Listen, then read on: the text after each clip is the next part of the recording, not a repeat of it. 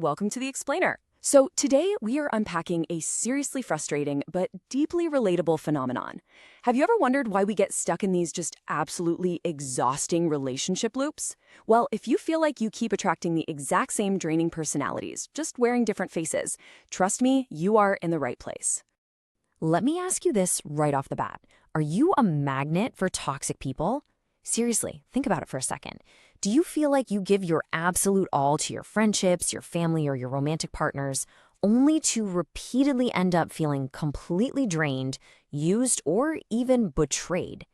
It's literally like playing a board game where the rules keep changing and your only prize is a massive migraine. Okay, let's dive right into this. The very first thing we need to establish here is that you are not broken. This recurring cycle, it's not happening because you're fundamentally flawed. In fact, it's the exact opposite.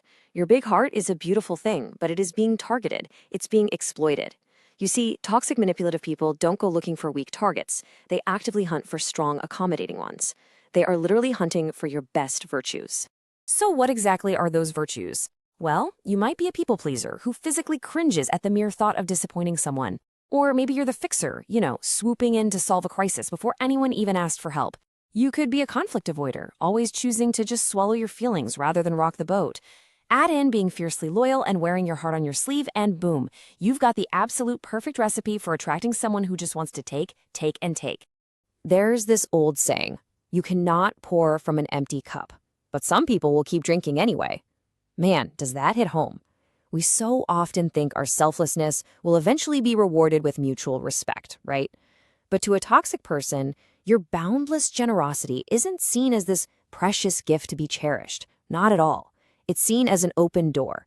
It's a free pass to completely drain your energy with zero consequences. So here's the million-dollar question. If we know it hurts, why on earth do we keep letting them in? Well, this is where we kind of have to flip the mirror inward. Because while it is true that manipulative people exploit our good traits, there's also a subconscious programming within us that actually invites this chaos into our lives. Wild, right? But on some level, we're actually seeking it out. Enter the familiarity principle. Our subconscious minds are hardwired to seek out what is familiar, not necessarily what is healthy. Think about it. If you grew up in an environment totally surrounded by emotional chaos or unpredictability, your brain basically mapped that as normal. If your childhood was a roller coaster, a quiet walk in a peaceful park feels terrifyingly boring to your nervous system. Subconsciously, you steer right back toward familiar toxicity because, strangely enough, the chaos feels like home.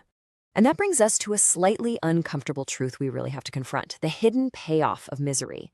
In psychology, it's pretty well understood that we don't repeat behaviors unless we get some kind of payoff, yes, even from toxic situations. Sometimes playing the victim gets us the sympathy we crave. Sometimes being the fixer gives us our entire sense of purpose. We actually tolerate the misery because it gives us an identity we recognize. This actually builds perfectly into Carl Jung's concept of the shadow. Let's say you were raised to believe that prioritizing your own needs was just selfish and bad, so you suppressed those traits deep into your shadow. Well, what happens when you meet a classic narcissist who is super arrogant and entitled? Subconsciously, you are magnetized to them. Why? Because they are out there openly wielding the exact power and selfishness you were forced to hide away. Now, this dynamic traps us in what's known as the drama triangle. You naturally step into the rescuer role, frantically trying to save a helpless victim. But guess what happens? Eventually, that victim resents you and turns into the persecutor, blaming you for absolutely everything. It's exhausting. To break free, you really have to shift toward healthy dynamics. You got to stop fixing and start coaching. Allow that other person to be the empowered creator of their own life. And here is the really harsh reality of playing the rescuer. You unwittingly train them to stay a victim. By constantly rushing in to save them, you totally drain your own energy while literally nothing ever gets resolved. The truth is, they don't actually want a lifeboat. They just want you in the water, drowning right there with them. Over time, this intense push and pull solidifies into what's called a trauma bond. And this is absolutely crucial to understand. The constant back and forth, the arguments, the apologies, the temporary good times followed by just brutal devaluation. Listen to me, that isn't love. It is a chemical addiction fueled by huge spikes of cortisol and dopamine. A trauma bond is exactly what makes the logical idea of leaving feel physically terrifying and emotionally impossible. So, the crucial takeaway here is this. You absolutely have to stop doing the emotional work of two people.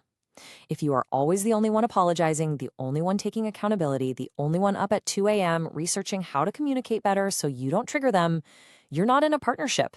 You are just overfunctioning to keep a broken system running. It is time to step off that treadmill. How do we actually do that, though? Well, enter Adlerian psychology and this brilliant concept called the separation of tasks. This basically means getting radically honest about what is and isn't your job. Your feelings, your boundaries, and your actions, those are your tasks. Tiptoeing around their sudden anger or fixing their bad credit, that is their task. We've got to stop taking on assignments that simply aren't ours. Now, fair warning, when you start separating these tasks, you are going to upset people, especially the ones who are used to using you. But remember this, freedom is the courage to be disliked. True peace finally comes when you stop contorting yourself into a pretzel to seek validation from people who manipulate you. Being disliked by a toxic person isn't a failure, my friends. It is a massive success.